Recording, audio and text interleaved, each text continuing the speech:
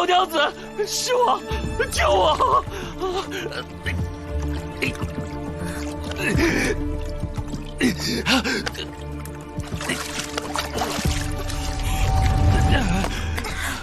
吓错了，吓错了！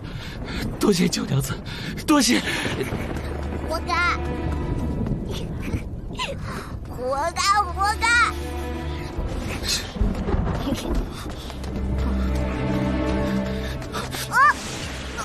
放开我！小贱种，你敢笑话我？我打死你！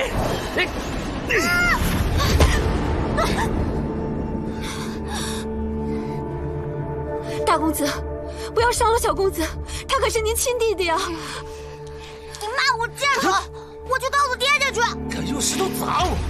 今天你们两个，我一起打！住手！对女子和孩子动手，你算什么男人？我可是庞府大公子，一个贱婢，一个贱种，有什么打不得的？我呸！娘子，咱们别理他。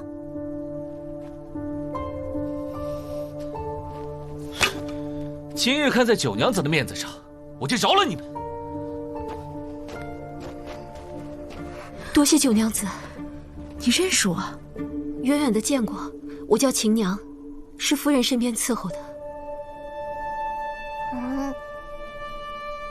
夫人，夫人是家主的续弦，大公子是前头夫人生的。哦，是我唐突了，九娘子不用放在心上。夫人不在意这些。青娘，我去山洞里玩了。该睡觉了。就一会儿。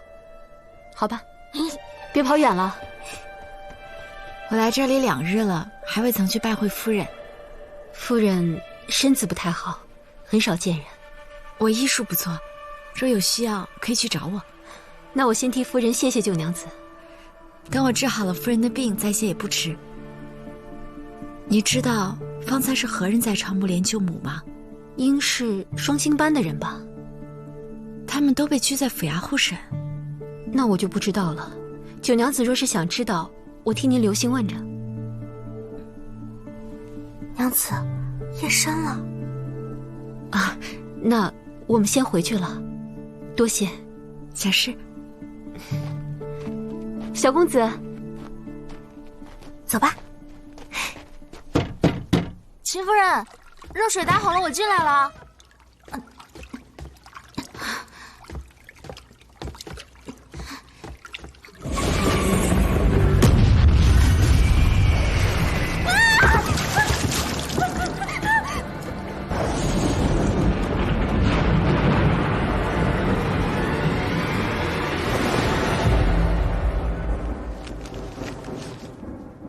原来刘仁利和庞辅良都是定州人。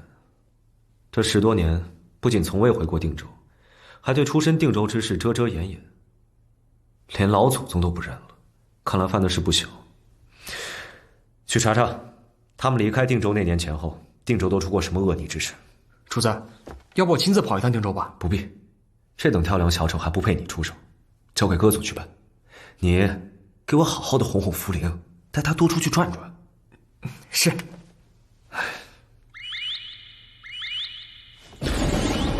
去救会院。太子殿下向来用人为贤，不拘科举，还是捐官出身，只要能用心做成事的，太子都一视同仁。刘曹司大可不必担心。是。至于调任京官之事，眼下并非好时机。刘曹司最好还是争取原职留任，把东南道的盐引握在手中，何愁不得太子重用啊？对太子的助力也比你进京任个4品闲职大得多，是吧？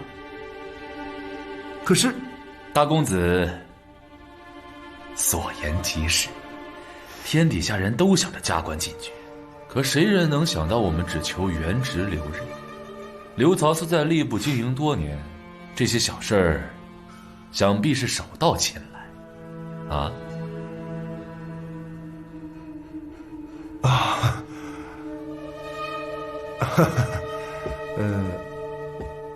庞公过誉了，在下只是爱交朋友，谈不上什么经营。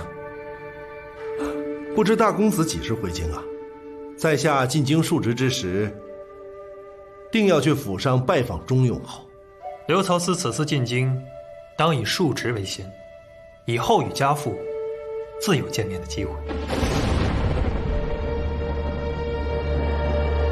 秦公子说的是。老爷，怎么了？秦夫人出事儿了。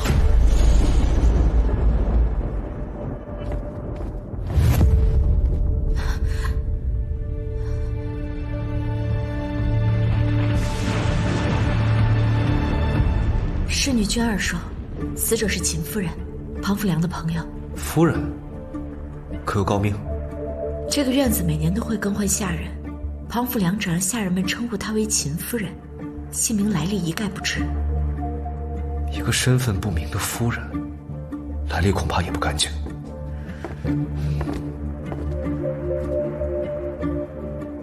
没有拖拽和打斗的痕迹，貌似是自缢而亡，否则凶手也做得太干净了些。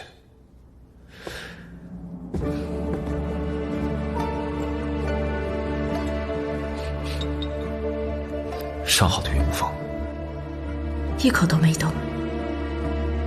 我房间里也有这种茶，是清惠园专门用来招待贵客的。也许是晚餐后让茶坊送了些过来。自尽之前想要喝口好茶再走，倒也说得通。但是好茶送了，一口都没喝就着急寻了短见，这就说不通了。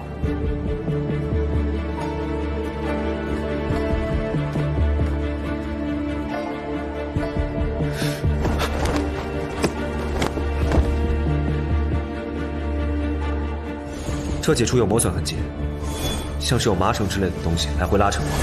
确实有些古怪，尽快安排我验尸吧。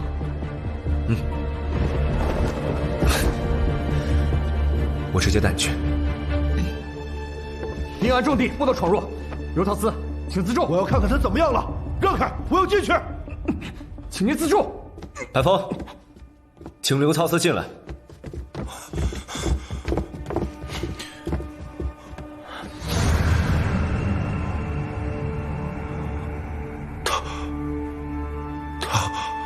我们来时已晚，他已气绝多时了。殿下，他怎么就这么走了？请问二位，与死者是何关系？啊，他是鄙人的一位故人。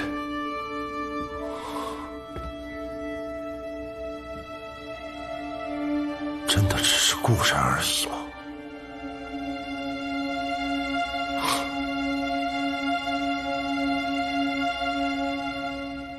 他是双清班的前班主青离的师傅青云。死者秦夫人是死去的青离班主的师傅。原来庞公和刘曹司都认识死者。鄙人和刘曹司年轻的时候就爱看双清班的戏，当时秦夫人正好是班主，一来二去就认识了，算是因系结缘吧。原来如此。青云，你为何要走这一步？其实，眼下说秦夫人是自缢而亡，还为时尚早。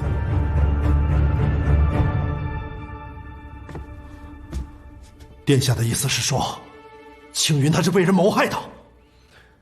汪知州会着手将尸身送往府衙，验尸之后方可确认。既然殿下已经知会了汪知州，鄙人就把秦夫人拜托二位了。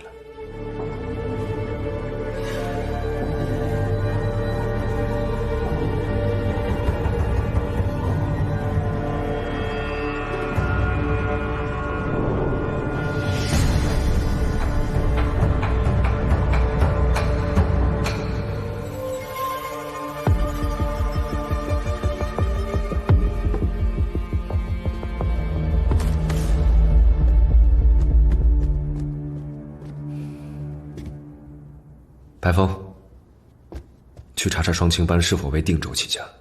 是。定州有什么问题吗？是这3个人都有问题。刘仁利手握实权，是庞辅良勾结官场的一大助力。庞辅良又为刘仁利提供钱财，供他行贿买官，2人还有同乡之谊。刘仁利能够成为清辉园的座上宾，我并不意外。可青云只是一个由贱入良籍的伶人，以庞辅良唯利是图的秉性，怎会让他常驻清辉园？而这院子的下人年年更换，恐就是为了掩盖青云身份而为。适才刘仁利的神情看着与青云像是有些情分，但庞辅良倒是有些急于撇清的意思。难不成青云手里握着他们2人的把柄，庞辅良不得不容忍他？他们3人之间定有见不得光的秘密。是不是你杀了青云？说！不是我。为何他刚跟你提过十方客栈的事，现在这就死了？只要我不答应他，一点办法都没有。我为什么要脏了我的手，用脑子？青离死了，现在青云也死了。知道这件事情的就我们几个，我怎么相信你？若是当年那件事情走漏风声了呢？你已经被燕池盯上了，若是把当年的事再牵出来，你我都活不了。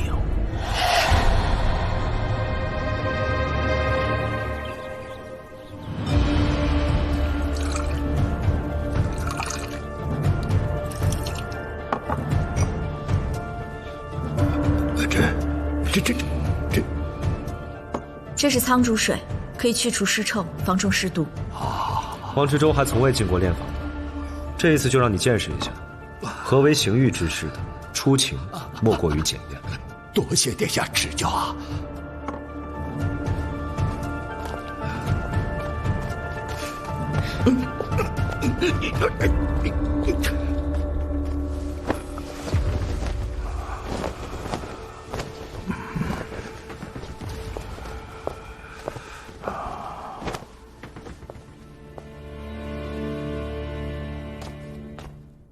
死者年约45至55岁之间，死时妆容完整，衣物完好无损，无明显的拖拽痕迹。左衣袖口有一块油渍，有龙涎香气，应是价值不菲的熏香用油。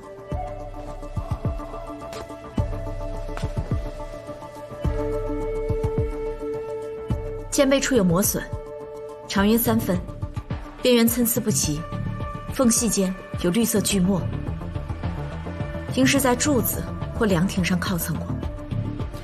韩风，亲自去查。是。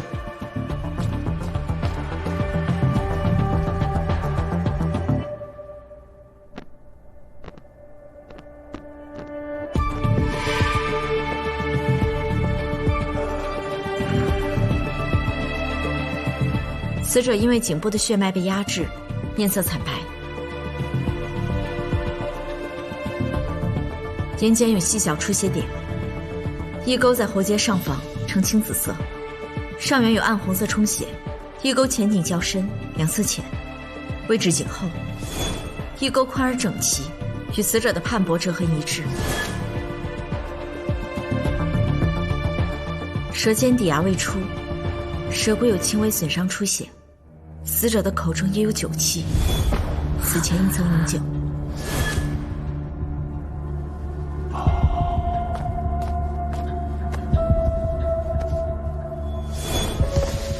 死者的脚踝及脚背处也有紫红色尸斑，呈块状及线条状。死亡原因应是缢亡。果然是自缢而亡。缢亡不一定是自缢而亡。人在自缢时难免会有所挣扎，所以翼沟就不会这么整齐。而且死者已年近半百，对自己的妆容、衣着十分的考究，说明是个十分爱惜自己容貌的人。这类人大概不会用自己的衣物自缢，会让仪容衣衫不整。死者所用的缢绳是湖州青绸，这是最易产生褶皱的绸缎之一。人在窒息时，手会下意识地抓住缢绳，而这条衣绳上没有任何的抓握痕迹，死者应在套上衣绳前就已失去知觉，所以是否为自缢而亡，还需剖尸检验。剖尸？可府衙的仵作都出去办案了。有九先生在，汪知州不必多虑。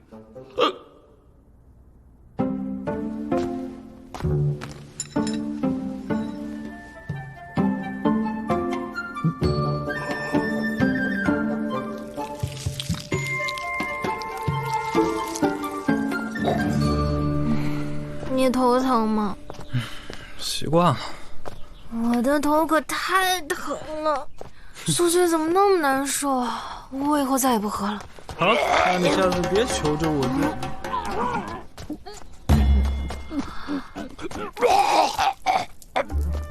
哟，汪知州，你不会也宿醉未醒吧？这哪是宿醉未醒啊，这一看就是被小婉儿吓着。我又不是没见过，不就是拿大针缝肚皮吗？你又行了，这才哪到哪，我还见过小婉儿剖开死人的肚皮呢。那你吐了吗？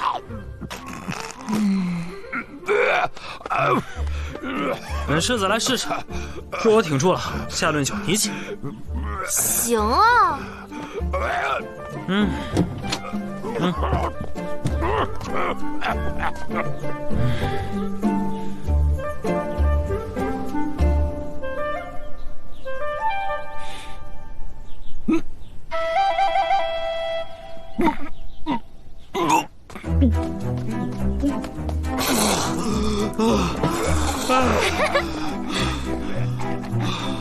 我又赢了，给他冲碗糖水。得嘞。我这是因为昨天的酒。喝吧你。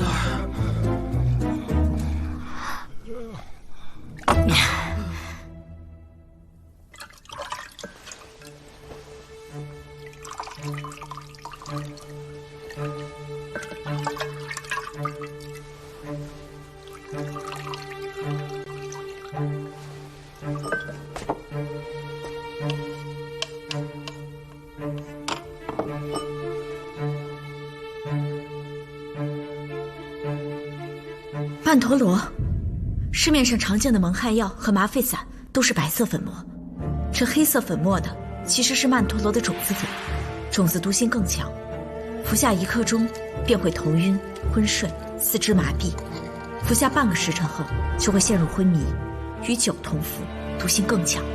可我勘验时未见酒具，要么就是死者外出饮酒归来，要么就是行凶人害怕败露踪迹，把下了曼陀罗种子粉的酒瓶给处置了。可这酒瓶中若有曼陀罗种子粉，喝起来便会觉得涩口，死者怎么会喝下去？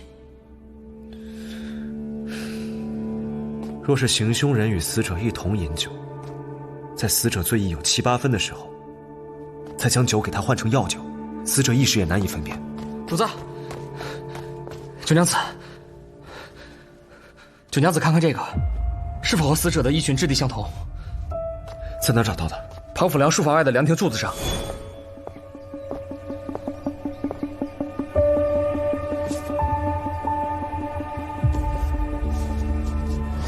庞府梁，完全一样。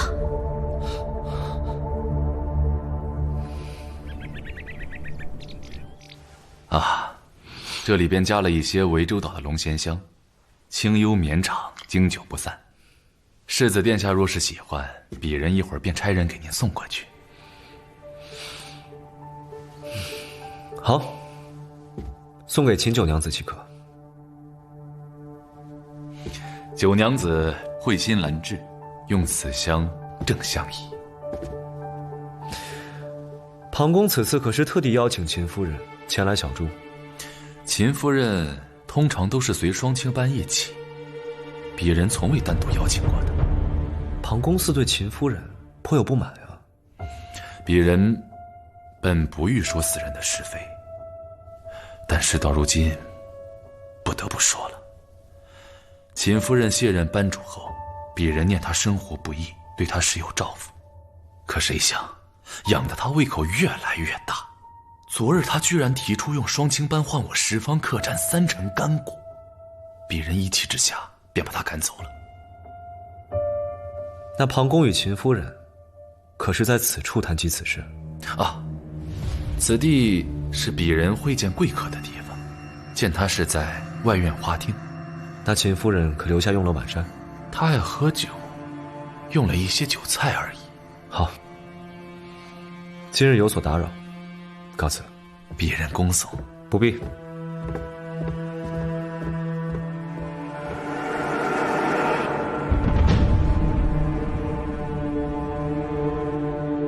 来人，老爷，您有何吩咐？去把夫人叫过来。老爷，夫人她最近身体有些不适。我让你去把她叫过来。是，奴才这就去。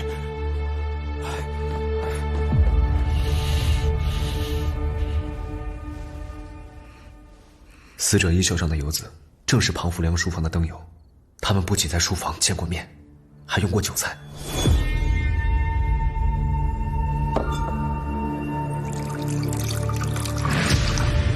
请。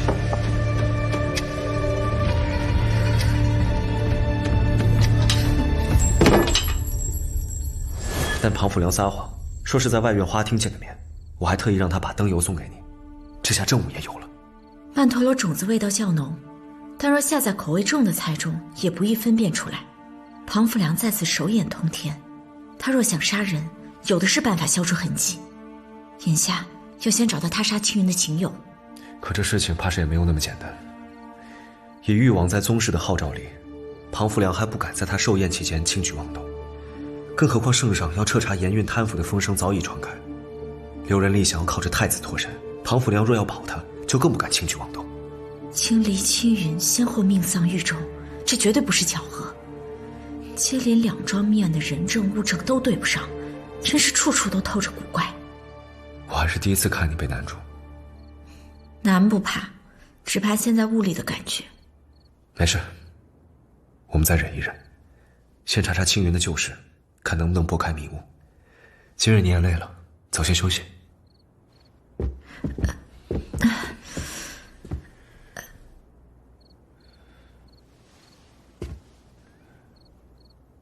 若白风有消息，你要尽快告诉我。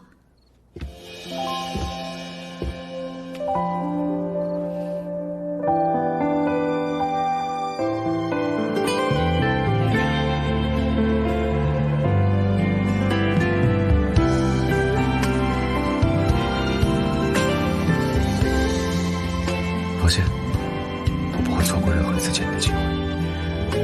我走了，不然福临看他又该拦着我了。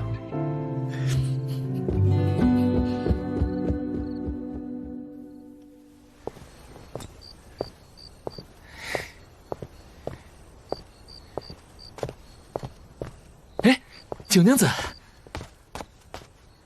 庞公子何事？家父命我来给你送灯油来了。多谢。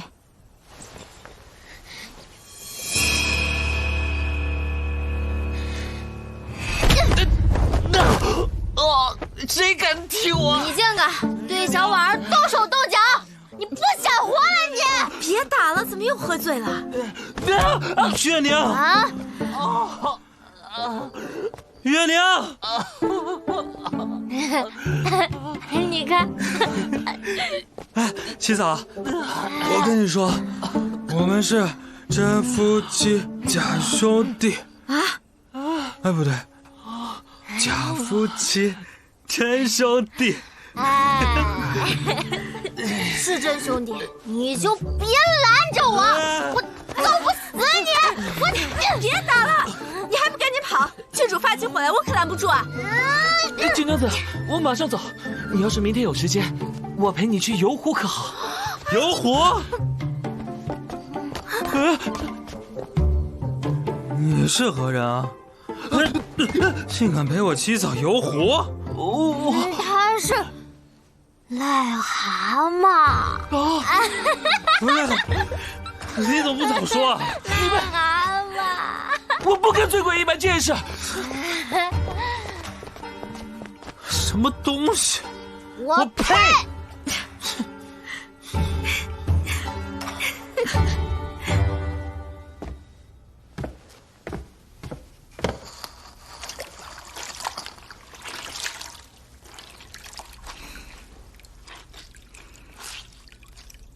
来，我来吧。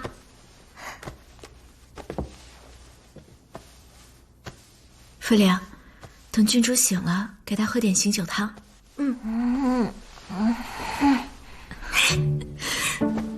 娘子啊，燕离世子天天带着郡主吃喝玩乐的，再这样下去，郡主都该学坏了。怕是啊，还没学坏，先喝坏了。等他醒了，我好好说说他。哥，我还能喝？别喝了，还喝呀？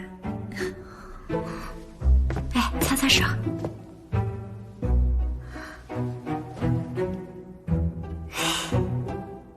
你这么看着我做什么呀？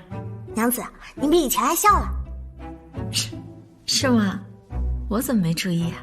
看在殿下让你变得这么开心的份上，那我就原谅他天天拉着你到处干活吧。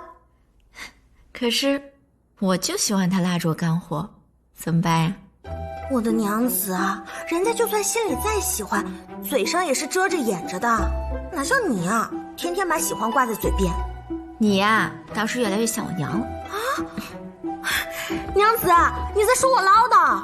你照顾好郡主，我去写笔记了。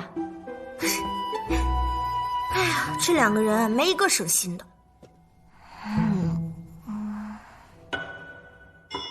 疼死我了！疼啊！疼死我了！我也没怎么用他们。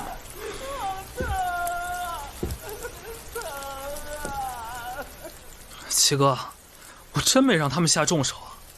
我就是看不惯他惦记七嫂的样子，我这才……是哪个小娘子找我？人呢？是你仰慕本公子？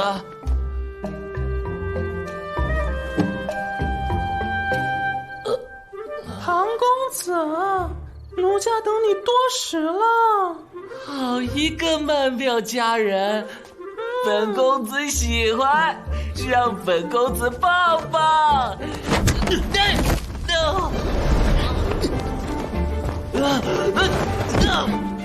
我叫你看，我叫你看，我叫你看！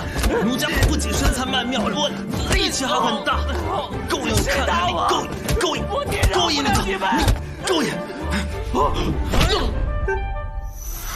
真是没想到那个小人会让七嫂给他治伤。我若早知道七嫂又会抛尸，还医术高明，我绝对不会这么干。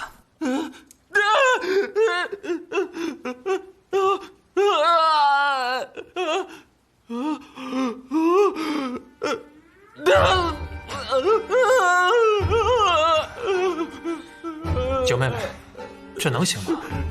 三哥，你既特意要我来为庞公子医治，我自会用心。扎完此针，当即便能下地行走；若不扎，则要躺上半个月。我的半个月，你帮我把他的脚摁住。好。你要干什么？庞公子，痛则不通，通则不痛。为了避免后患，你还是忍着点吧。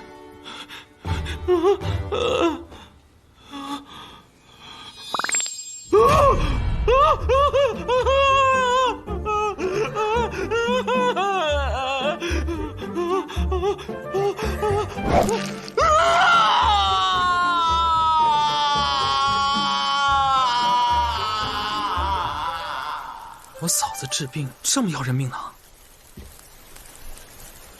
我突然有点事，先走了。回来。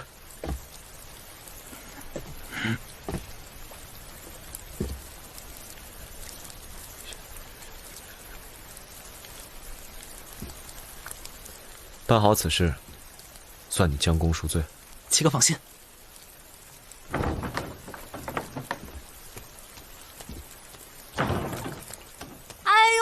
说，不行了，我真的要笑死了！你们刚才没看见，小婉儿实在是太厉害了，那么粗的针直接扎到他的指甲根上了，也不知道是哪位大英雄，真是大快人心。嘘，小点声，别让七草听见了。不会是你吧？人不可貌相啊，梦里探花成江湖豪侠了。哎呀，先跟我去办件大事，走啊！什么大事？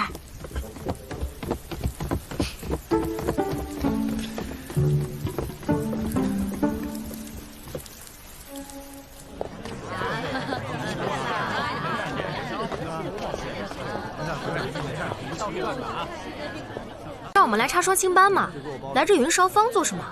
傻了吧？要打听一个人的事儿，不是问他身边的人，而是问他的死对头。最恨你的人才是最懂你的。云韶坊曾是豫州最大的戏楼，自从十方客栈和双清班搞在一起，差点没关门上门。上上下下都恨透了庞辅良还有双清班。要打听他们的事儿，还有比这儿更好的吗？没想到啊，你这一肚子坏水还真有用。走，跟小爷我去当细作了。好嘞。嘿，二位客官，看戏里边请。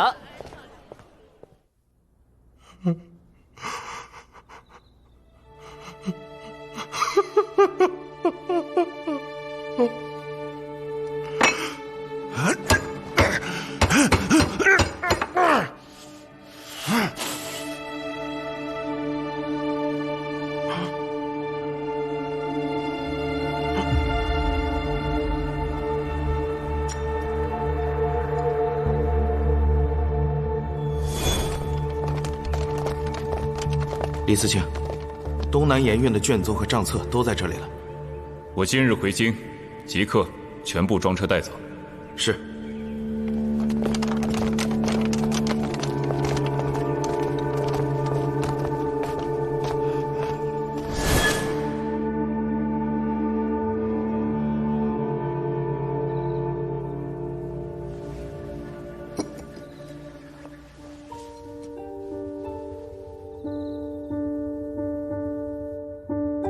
世间之大，竟无我容身之处。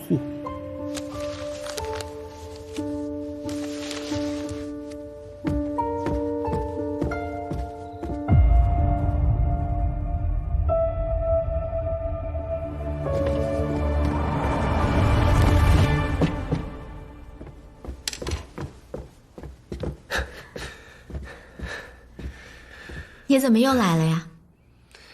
我来把这个给你。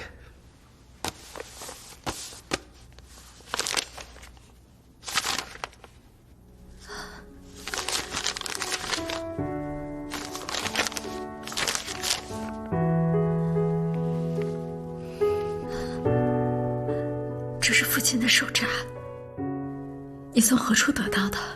我听闻沈大人曾在豫州做过3年属官，便想着案卷当中或许会有他的手书。果然书里在价格库找到了这本手札，都是父亲亲笔所书，里面全是他的断案心得。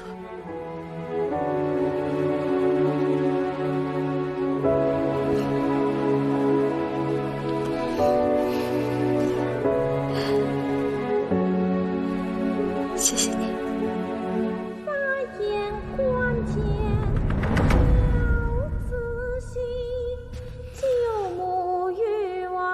今晚我倒要看看，到底是什么人在这装神弄鬼。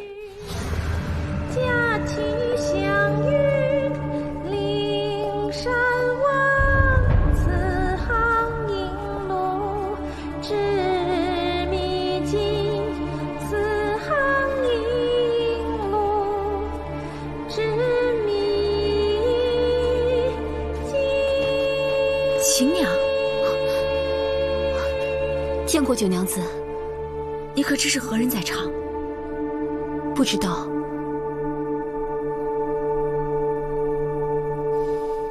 那你是在找何人？找我家娘子。夫人还有女儿啊，是养女，原是夫人在野外遇到的孤女，看她可怜，就认作女儿了。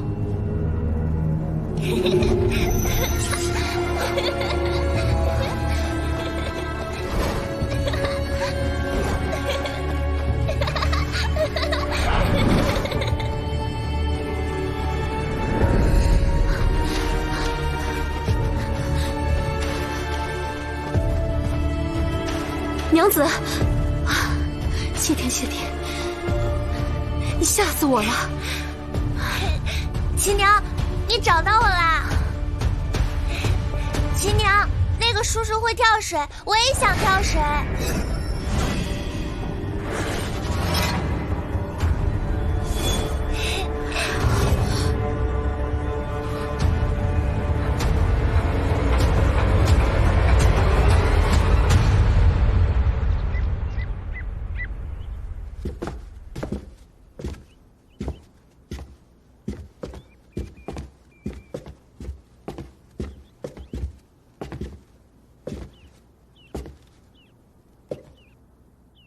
这可是刘曹司的官府。正是。刘曹司可曾向庞公透露过辞官之意？世子殿下，圣上都要查东南盐运税银的亏空了，您又何须再问？这么说，庞公认为刘曹司是畏罪自尽。若非走投无路，他怎会舍得这个官印？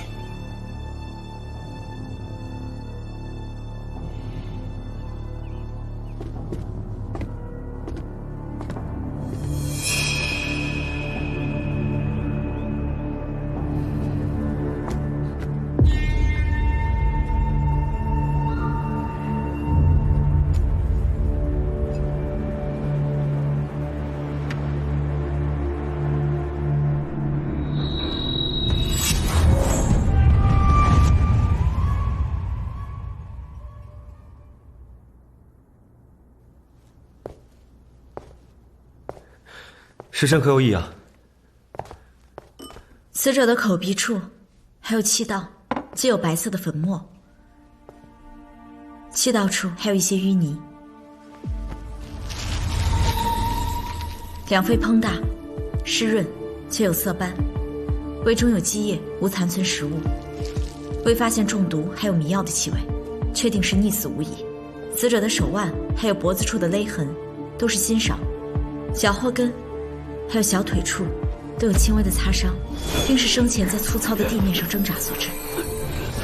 可我们找到他时，手脚并没有被绑住，我们沿河搜索也没有找到任何能够缚住成年人的绳索，除非他是被人勒晕之后再推入湖中。这就是奇怪的地方。你看，死者身侧有一道椭圆形的疤痕，这是枪伤，应该是被长枪之类的兵器挑在此处。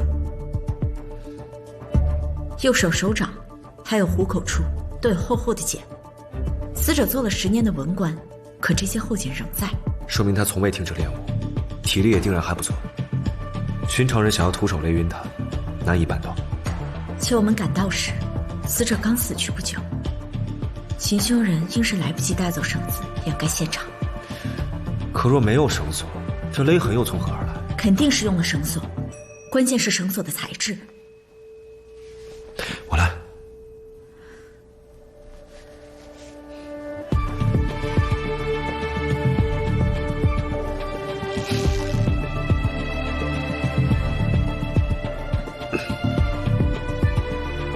你看，死者身上的勒痕较一般绳索的轻，且没有擦伤，说明绳索质地柔软，行凶人应是未长久用力，似是等死者晕过去之后就解开了绳索。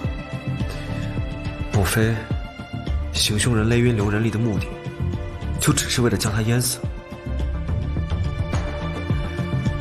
你来看看这个。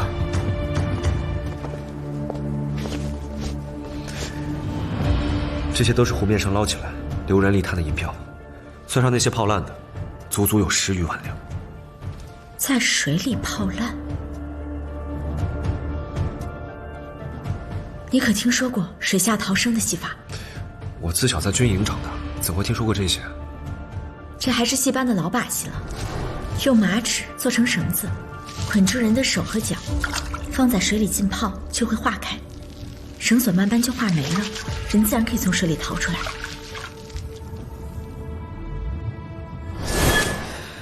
那这戏法，寻常人可能知晓？当然不知，不然戏班子靠什么吃饭？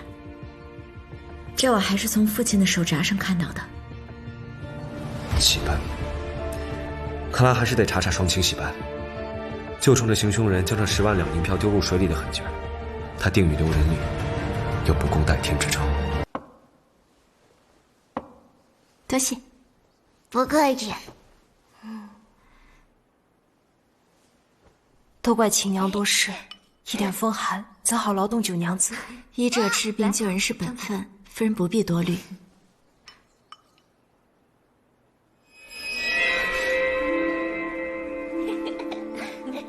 若九娘子不介意，如此诊脉便好。来，再吃一口。夫人对佳人小姐真是上心，是有善心之人，将来必定会有福报。谢九娘子，韵儿和妍儿都很乖。夫人换只手吧。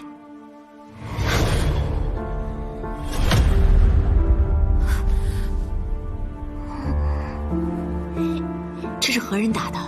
是我自己磕碰的。娘撒谎，明明是爹爹打的。妍儿不哭，乖，去院子里玩一会儿啊，小心。夫人的这些外伤，只要用些药膏，休养几日便可痊愈。多谢九娘子。但夫人精神萎靡，心如死灰，这才是身体虚弱的根源。九娘子，您就帮帮夫人吧。亲娘，您听我说，老爷近来脾气越发暴躁，动不动就拿夫人撒气。前些天刚把夫人叫到书房搓磨一番，前天大公子被人打伤，老爷又怪罪到夫人头上。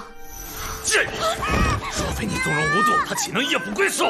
若非你无能，他岂会遭人陷害？打死你！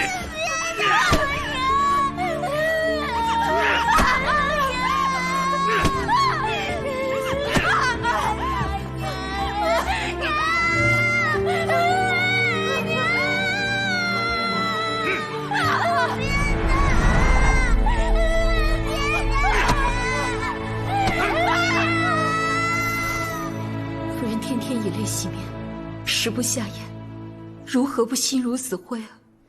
亲娘，九娘子，请您一定帮帮夫人，求您了。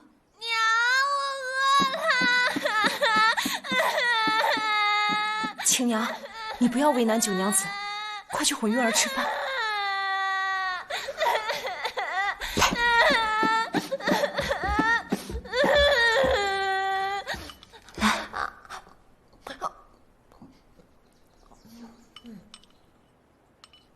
我遇到韵儿的时候，她便是这样，一直把自己当作4、5岁的娃娃。夫人带着一双儿女，日后打算怎么办？老爷虽待我平平，但是对妍儿甚是宠爱。等妍儿长大一些，就能帮助老爷支撑门楣，或许就好了。夫人莫要再抱有幻想了。一个男人能打你一次，便有无数次。他只会打得越来越顺手，越来越毫无顾忌。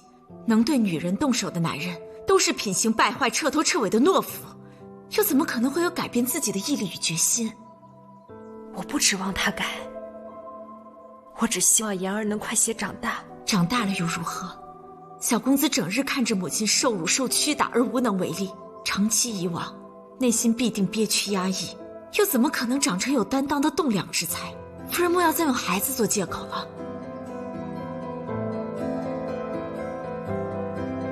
九娘子所说，皆是金玉良言。只是眼下，我尚能应对，还是再忍忍吧。夫人日后若不想生活在这地狱，只有拼了命舍弃这一切，你和一双儿女才有出头之日。千万言尽于此，还望夫人三思。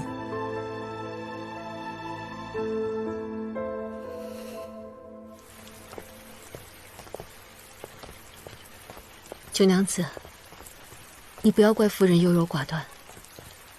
夫人娘家也是做生意的，当年老爷为了谋得夫人家的产业，与人联手，逼得夫人一家几乎没有立足之地。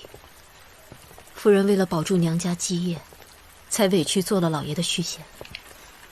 夫人的娘家定愿牺牲女儿的一生来保存家业吗？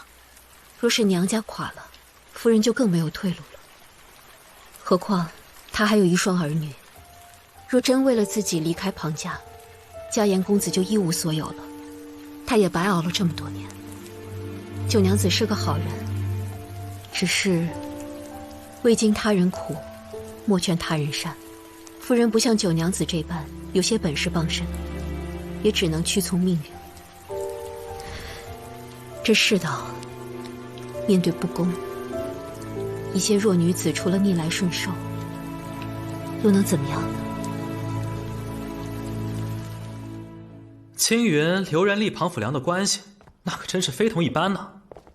双亲班走南闯北，四海为家，可青云为了见他们一面，几乎每年都不远万里的赶来豫州与他们相聚一次。就是寻常亲戚间，也没有这般亲近呢。哎，庞辅良也挺够意思的，只要有十方客栈的地方，那必然是双亲班的场子。双亲班能红遍大江南北，庞辅良功不可没啊。你说这青云到底有什么本事，能让庞辅良对他如此大方？哥，你说到关键之处了。你知道刘仁利为何至今未娶吗？正所谓落花有意，流水无情。你看你，就是一点都不懂情绪。刘仁利一心痴恋青云，可青云偏偏不喜欢他。你的意思是，庞辅良是为了拉拢刘仁利，才向青云示好？正是。主子，有新消息。这个青云和刘仁利、庞辅良果然是定州同乡。刘仁利之前在定州开武馆，后来他们仨一块离开了，但只有青云以秦夫人的名义回定州养老。他们离开定州之时，定州刚发生了黄金大劫案。黄金大劫案？丢了多少黄金啊？是真金还是胶子？抢劫的人抓到了吗？这么轰动的案子，我怎么不知道啊？那是15年前的一桩悬案，因涉及到军饷事情，被圣上掩了下来。我也是偷听父王和他属下谈及此事才知道。没想到这青云之死，竟能牵扯出这样一桩大案。七哥怀疑是他们干的。你们两个随我去趟大牢，是时候问问莹莹了。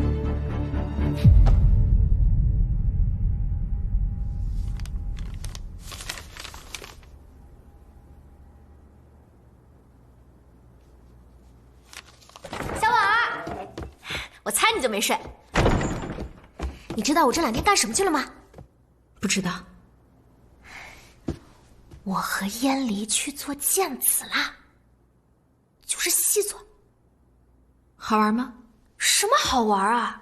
我们查到大事了，那个姓庞的绝对不是什么好人。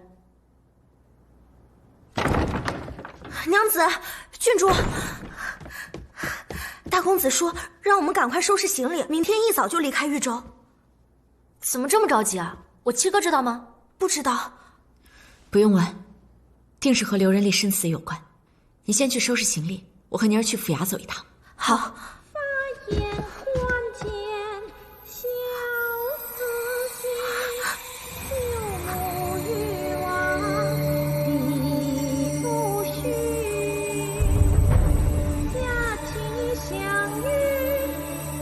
每次听到这段唱腔，都会死一个人。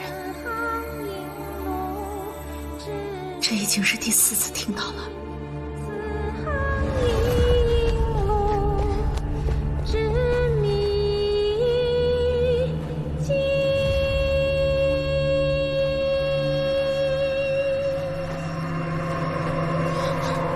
怎么不唱了？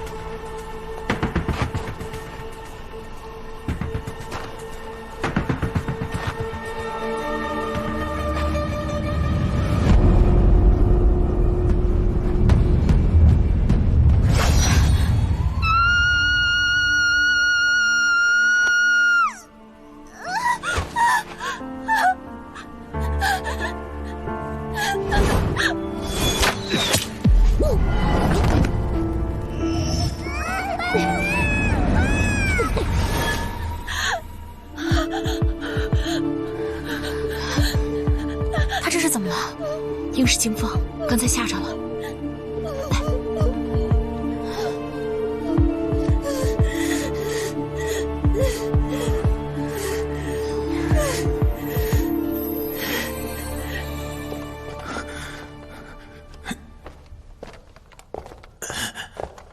杨英，双清班自历任以来，都有2位班主共同执掌，可为何自青云以后，就成了1位班主？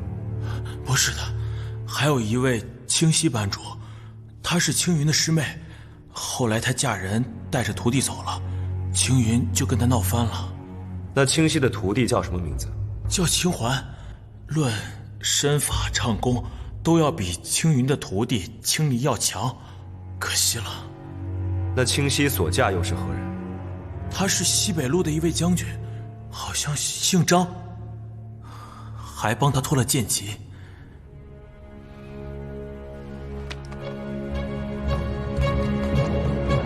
那班主青云是何时将班主之位传给了青离？大概8、9年前吧。清溪班主嫁人以后，青云日日饮酒，再无心打理双清班。15年前，青云跟着庞公去西北做生意，赚了笔大钱。而后，听说清溪班主带着徒弟回乡探亲，被劫匪给杀了。从那以后，青云就把班主之位交给了青离，自己便隐退了。之后偶尔会跟我们一起来豫州，跟庞公聚聚。哥，你怎么知道这里会有黄金大劫案的卷宗啊？我在审读邢玉前辈的手札时曾见过。哪个前辈啊？让我也审读一下呗。忘了，只记得之前在豫州任职。你问这么多干什么？赶紧找。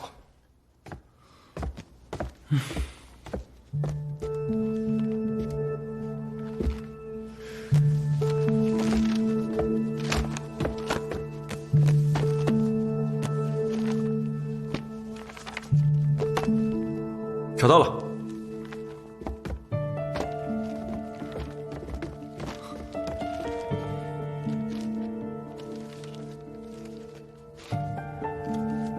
这是郑武将军家的护旗。旗，正是清溪。拨给西北边郡的军饷工兵分4路，西北镇武将军押送了1路在定州遭劫，5万两黄金不翼而飞，随行的官兵皆力战而亡。镇武将军的家眷一同罹难，全都死了？怎么可能？还有这样的劫匪？线报说，刘仁利捐官，庞福良购买十方客栈和青云隐退，都发生在黄金大劫案的一年。5万两黄金，还真是好盘算。可那都是军饷，随行的都是官兵，他们疯了。估计镇武将军自己也没有想到，没能死在战场之上，却死在了自己人的刀枪之下。我这就把庞福良那个畜生抓起来，祭奠镇武将军。站住！你以为咱们还在说希望？我既领了按察使的差事，就要按国法和刑律做事。可是案子过了这么久，上哪儿去找罪证啊？秦云和刘仁利都死了，庞福良若再抵死不认，就真的死无对证了。我们这就去会一会庞福良，把这些账一笔一笔的给他算清楚。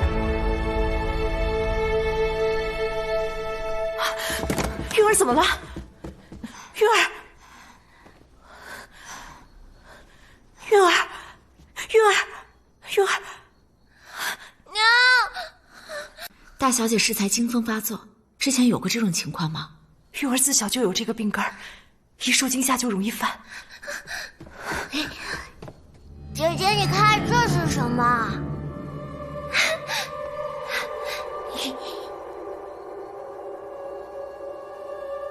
娘，我的将军呢？我要我的将军！弟弟去哪？我要将军！弟弟去哪了？这2个玩偶做的真精细，分是在哪里买的？玉儿喜欢听戏，又不方便见外人，所以秦娘特地做了2个给她解解闷儿。姐姐，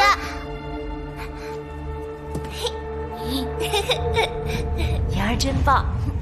佳期祥云，云山望，四行音不举明镜。佳玉会找木莲救母，那我们之前听到的，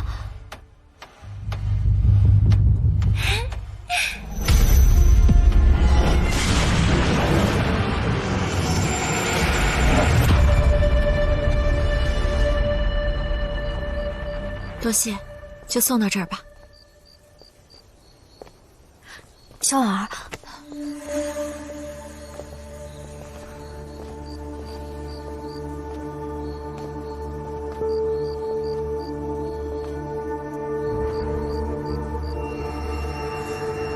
这是什么？别动，这是曼陀罗花，有毒。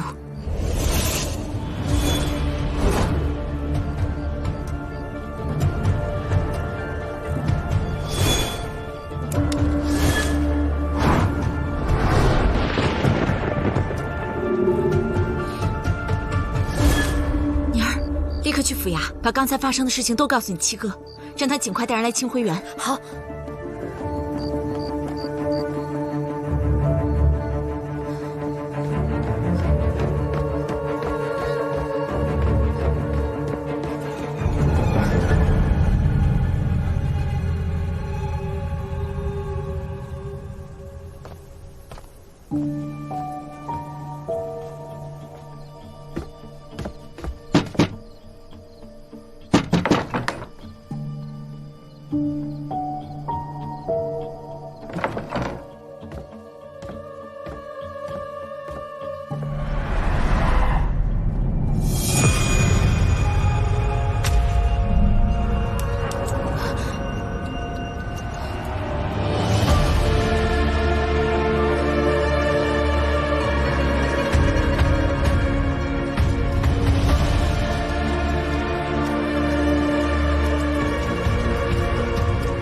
身上被浇了桐油，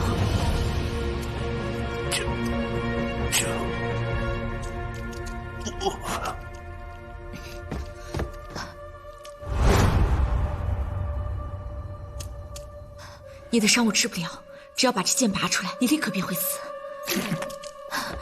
是谁伤的你？再不说你就白死了。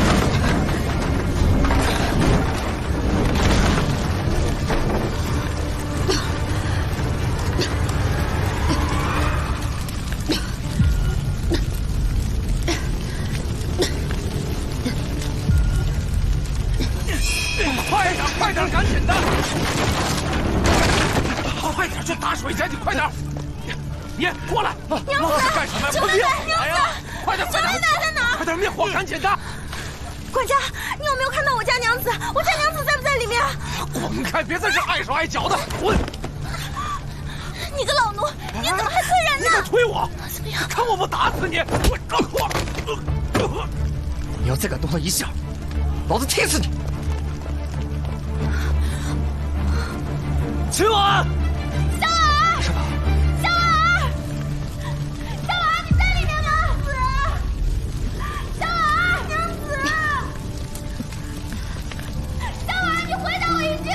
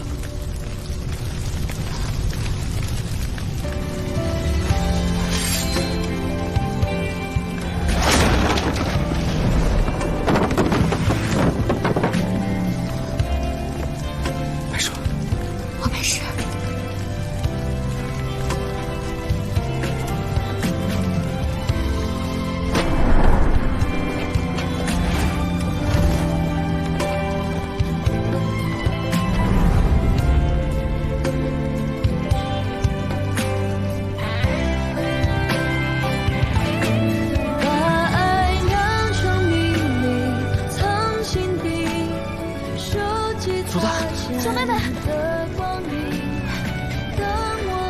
小婉，你没事吧？你快吓死我看看，别动别动，我看看，没事了没事了。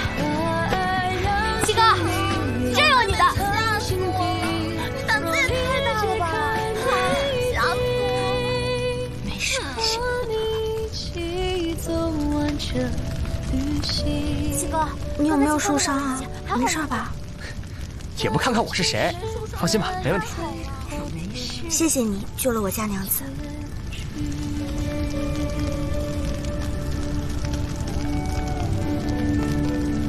应该的。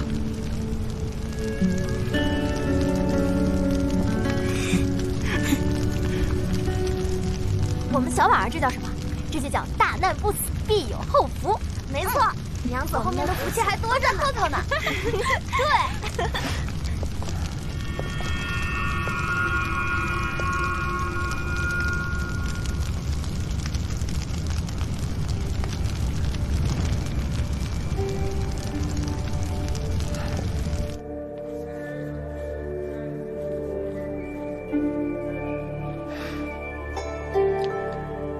这燕池对秦婉果然不一般。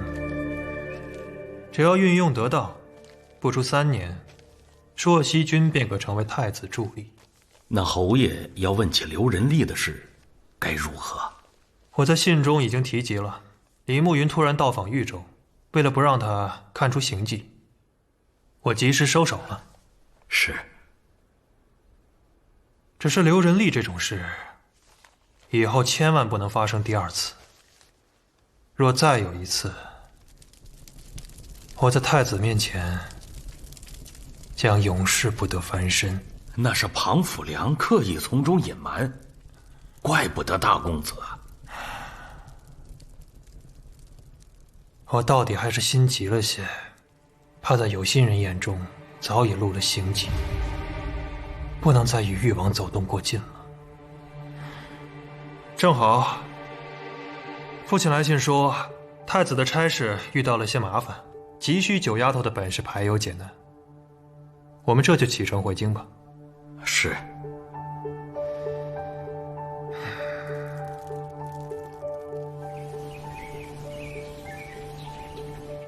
致命伤与胸口尚有1分距离，行凶人是想让庞辅良看着自己被活活烧死，却无法自救。根据死者的伤势，即便没有被烧死，也有可能死于失血过多，根本没有施救的余地。这本手札上记录了黄金大劫案中父亲的勘验与当时卷宗上诸多不实的疑点。父亲悉心整理了许多悬案的案卷，不知至今还留存了多少。放心，不论还有多少，也不论他在哪儿，我们一定可以把他找回来的。卷宗上记录，张将军一家是被烧死在客栈的，可我父亲亲自检验尸身后发现，他们一家其实是死于虐杀，而纵火只是为了掩盖痕迹。清溪悬吊至颈部折断而亡，长子被溺毙，张将军背后中箭而亡。你再看这4位死者，青云被吊死，青离背后中箭身亡，刘仁利被溺死，庞辅良虽受箭伤，但活活等死的滋味却比他受的伤更为致命。他们4人的死因与张将军一家几乎一致，这绝非巧合。可他们的真实死因从未记录在卷宗，也从未公开过。庞府杀人案的凶手竟能了如指掌，说明此人很有可能就是黄金大劫案的幸存者。你再往后看，其义妹和长女尸首不知所踪，可清溪没有义妹，除非杨英说双清班身手最好的是清环。若义妹就是清环，那清溪的长女很有可能是被清环救走的。杀害刘仁利与庞辅良都需要一些武功，从身法还有情优上看，行凶人应该就是清环。根据户籍上的记录，若清溪的长女幸存至今，也应18岁左右，清环则是30岁左右。根据年龄推算，还有那院里种的曼陀罗花、布偶和唱段，清环很有可能就是秦娘。那庞府的大娘子，应该就是张将军的长女。黄金大捷案后，西北边军那场仗打得甚是艰难。我父王一度以为，那军饷就是被山贼劫走了。打退戎狄之后，还去荡平了几个山寨。谁人能想到，一向英武豁达的张将军，竟会死在那几个小人手里？这些人虽然死有余辜，但都不应不明不白地死于私刑。这样的复仇，既无法警戒世人，也有损张将军的英名。无论有何情由，都该让凶手的罪行昭彰，而后受到律法的制裁，包括这些该死之人。放心，我们一定会让黄金大劫案重见天日，用律法还张将军一份公道。夫人，汪知州带人把咱们院子围了，说是要抓人。亲娘，你涉嫌杀害庞府良，并纵火焚尸，即可抓捕归案。亲娘不可能做出这等事，我跟他们去就是。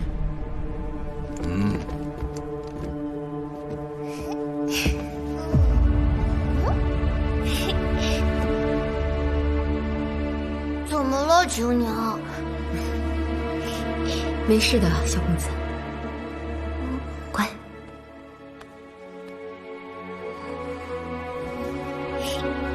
夫人，以后小公子和大娘子就全仰仗您了。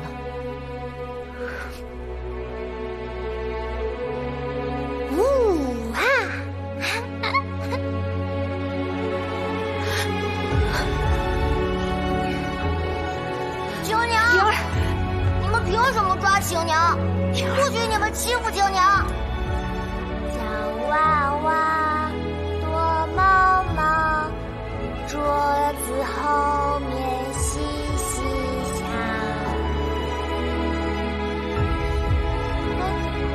亲娘，你去哪儿啊？你快来找我玩啊！亲娘，你别走啊！亲娘，升堂。堂下何人？报上名来。婢子庞府侍女秦娘。按察使燕池举合双清班清溪之徒秦环，为报仇杀死双清班前任班主青云、班主青离，江淮路转运使刘仁利，豫州乡绅庞府良。这么多人啊，这都4个人了吗？下跪之人，可是清环现称秦娘？婢子如今只是秦娘。是在所合之事，你可承认？无凭无据，婢子不认。燕聂司可有凭据呈至堂前？本官请幕僚秦九先生上堂。传，秦九先生上堂。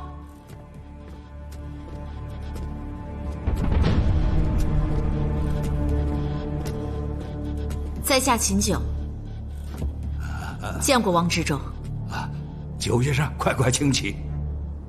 谢过知州，只是在下举证多而繁杂，秦娘尚未定罪，敢问汪知州可否对秦娘免跪？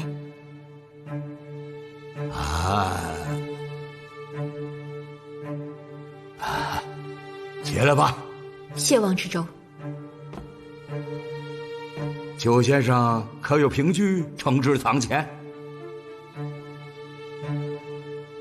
赐桌。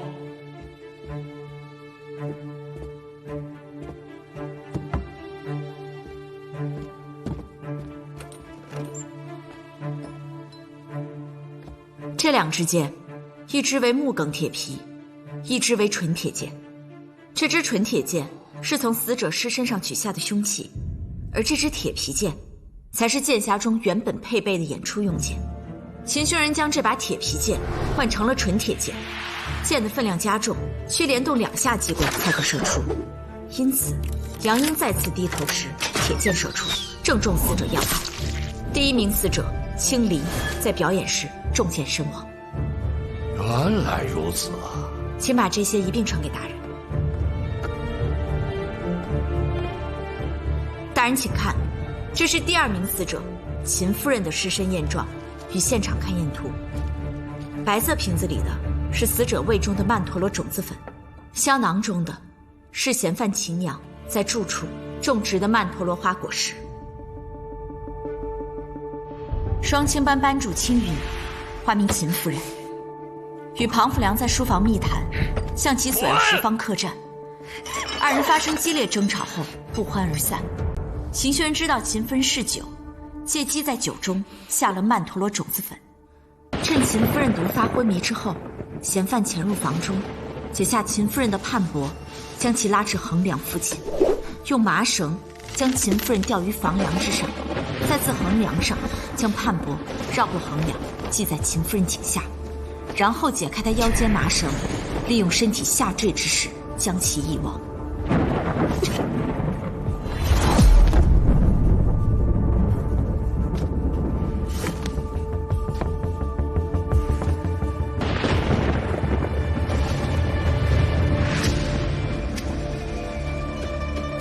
跃上横梁，非一般人所为。青娘是如何做到？这是双清班副班主杨英的证词。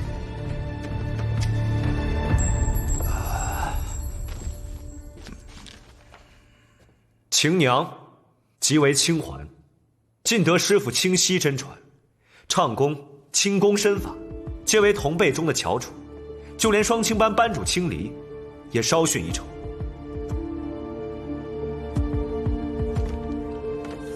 娘，适才燕聂司所言，你可承认？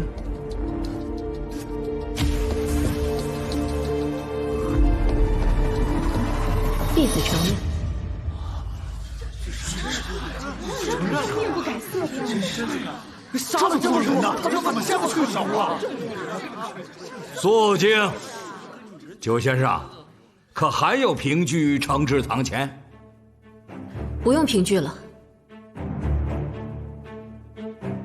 人都是我杀的，是我射死青离，吊死青云，溺死刘仁利，刺死庞府良，并纵火焚尸，与其他人无关。这个太恶心了，这是跟天道好人吗？青娘，你这是当堂认罪了吗？论律法，婢子有罪；论人心，婢子无罪。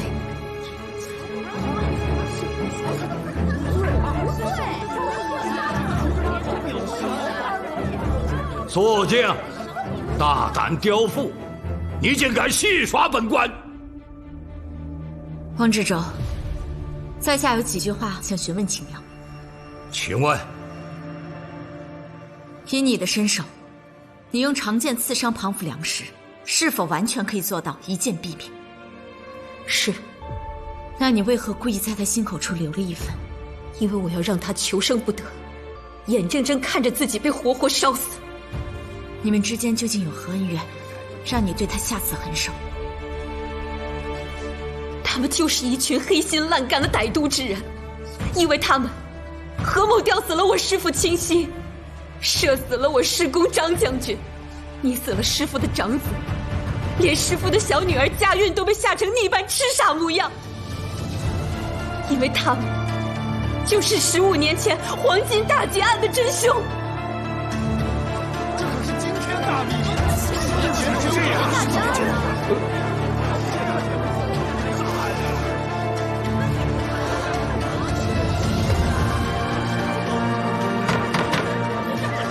退堂！黄金大劫案择日另审，将青娘带下去。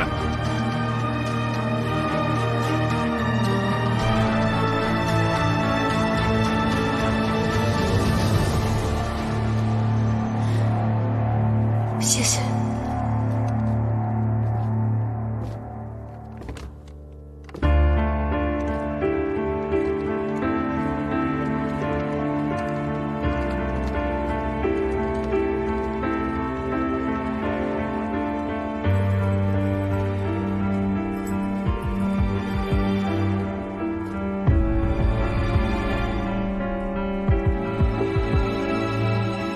我该叫你清环，还是秦娘？自我跟师父离开双清班，清环这个名字就与我无关了，还是叫我秦娘吧。我列举罪状指认你，你一点都没恨我。从做下那些杀人害命的事起，我就知道会有这一天，为何要恨？九娘子既肯在堂上成全我说出当年冤案，便是对当年的事知晓一二了。我把真相都告诉你，九娘子自然明白我心意。青云虽比我师父年长，却心胸狭隘，极能妒贤。他嫉妒师父嫁得良人，这是我为你们准备的心头面，更是艳羡将军府的富贵。有需要找我，便在跟师父闹翻后，又跑来重攀姐妹之情。师父最是重情重义，便轻信了青云的做作，才引狼入室，埋下祸患。路上原本一切顺利，只待到了孟州，便有边军接应。不妨青云勾结庞辅良和刘仁利，带着青离摸到了定州。他们假扮成车夫提娘，混进客栈，要倒了护送的官兵，对所有人赶尽杀绝。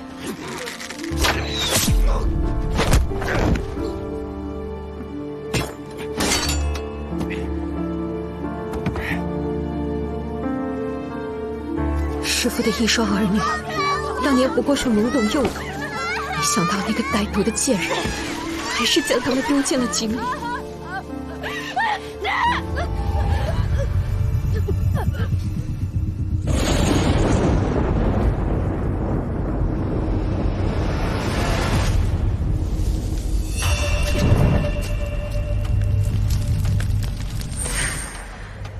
亏得那日师父劝我，对待青云要恭敬些，我一时赌气藏了起来，才得以活命。那佳韵娘子，佳韵正是师父的小女儿。待他们走后，我立刻下到井里。可是，只有佳韵活了下来。哥哥至死都把她驮在背上，结果自己淹死，佳韵就成了现在这个样子。所以你做这些，是为了让青云他们血债血偿。像我这般奸计女子，只有变得比那些恶人更狠毒，才能给我师父一家讨还公道。可是你为何不报官？九娘子，黄金大劫案事关军饷，你可想过为何能销声匿迹15年？张将军忠勇刚毅，师父良善宽和，为何他们惨死于小人之手，而那些小人却能飞黄腾达，任性妄为？这世间哪有什么是非善恶，法度严明啊？不过都是权钱二字罢了。是非善恶，法度严明。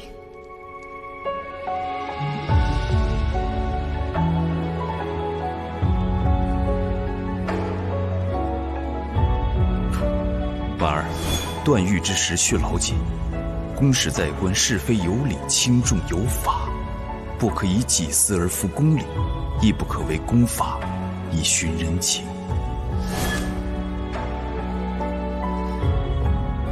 轻重之不可逾者，是为法；谨持法理，深察人情，是为严明。纵使这世间难有水平精明，但人不可因此失信念，更不能凭此做恶事。以公信，秉持公道，方能改变这不公的天地。